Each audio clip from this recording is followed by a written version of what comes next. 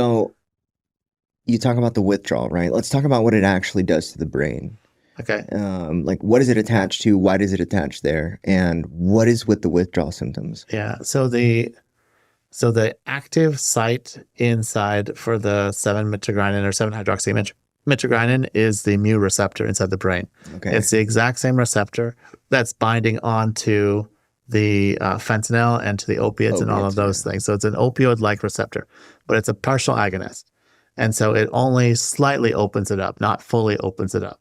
But it also has some effects on the adrenergic site, so the norepinephrine, epinephrine, and then also Mhm. the serotonin. So that's where some of the antidepressant effects come from. Okay.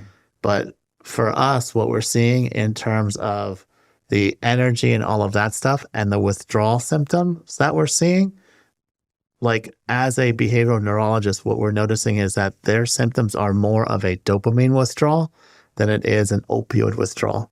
Because for an opioid withdrawal, what I'm expecting to see is I'm expecting to see them with like crying, goosebumps, with diarrhea, hot and cold flashes, abdominal cramping, and severe restless leg, Yes. right? That's the opiate withdrawal. But for the dopamine withdrawal, all I'm expecting to see is the severe restless leg. Yeah. And that's what they're coming up with more so than anything.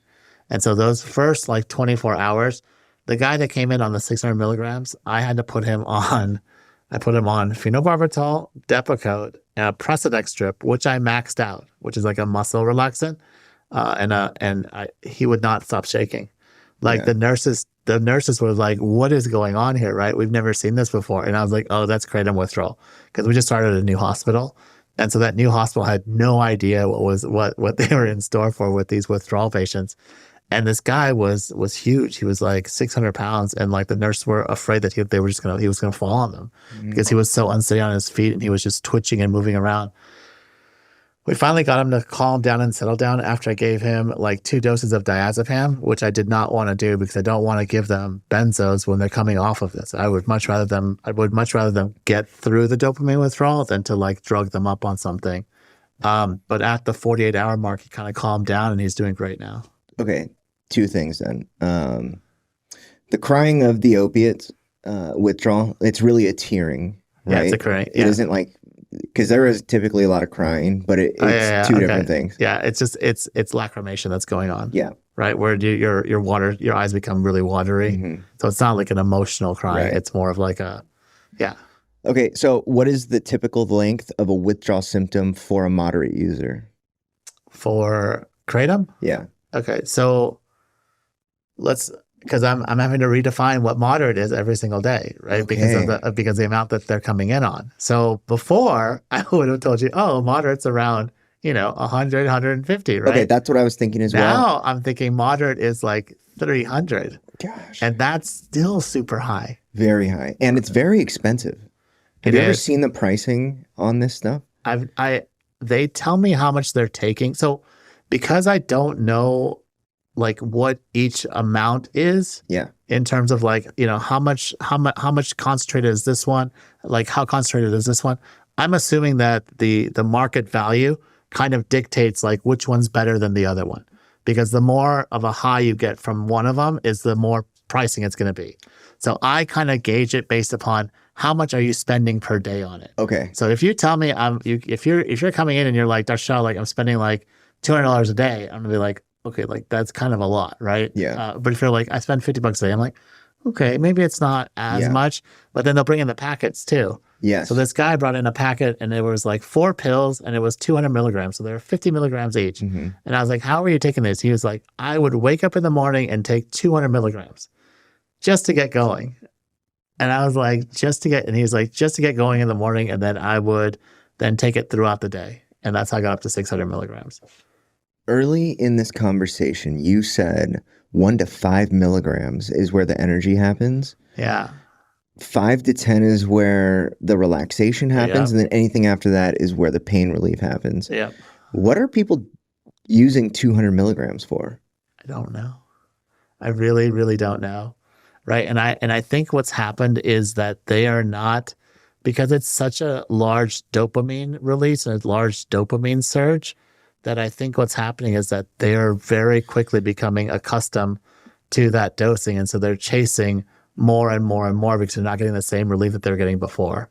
Because once you get, it's the hedonic set point, right? Once you take a substance for the very first time, you're never going to get that same amount of dopamine release on the subsequent uses. So you're constantly chasing that over and over and over again. Is it like a systematic diminishment, like diminishing on the dopamine returns that you get? Like, is it systematic in how it decreases, or is it just a gradual kind of arbitrary based on your chemical makeup? I don't know if it's, I wouldn't be able to like graph it. I just know that over time, it just, it gets, you have to start taking more and more to get that same release. So it is very expensive, and it's also very easily accessible. But one thing that, so there are, the way that it's marketed, different strengths, right? Okay.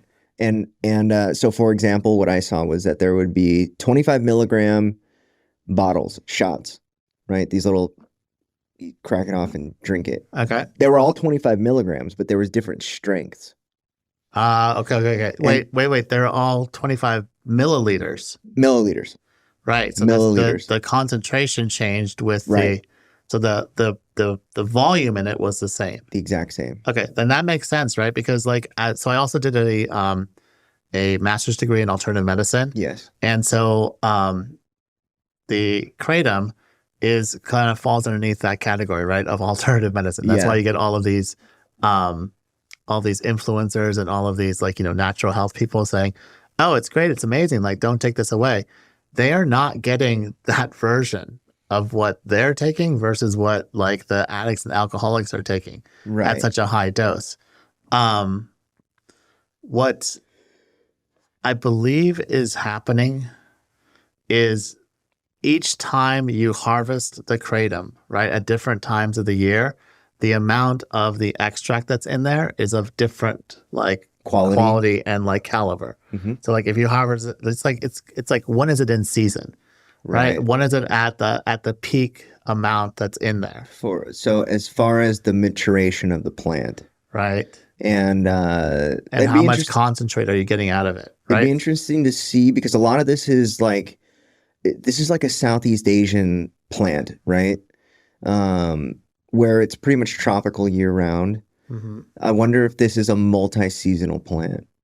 I don't know. Like, okay. Yeah, so I totally understand what you're saying, right? Yeah. But there's got to be a peak harvest season. Or maybe it's just a peak harvest point of maturation, like marijuana. Yeah. Yep. I could see that too. And then it's like, and then what do they do when they refine the process? Right. But this goes back to the whole fact that it's not FDA regulated. For sure.